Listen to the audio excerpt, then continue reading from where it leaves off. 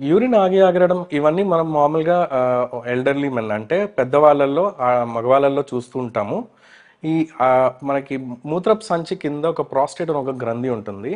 ఆ గ్రంథి మామూలుగా ఏజ్‌తో పాటు క్రమేణా అది పెరుగుతూ ఉంటుంది. పెరుగుతున్నప్పుడు యూరిన్ దారిలో కొంచెం బ్లాక్ వచ్చే ఛాన్స్ ఉంటుంది. అది మూత్రపు సంచిలో కూడా కొంచెం పెరిగినప్పుడు మనకు లోపలే మిగిలిపోయింది అన్నది కూడా ఉంటుంది.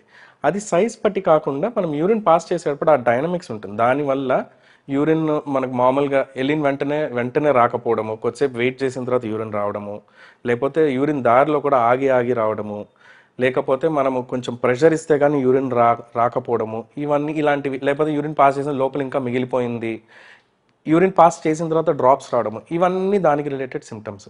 ఈ ప్రాస్టేట్ గ్రంథి అన్నది మనకి ఈ ఏజ్ పెరుగుతున్నప్పుడు, సైజ్ పెరిగినప్పుడు ఆ బ్లాక్ అవ్వడం వల్ల వచ్చే సిమ్టమ్స్ ఇవన్నీ అండి.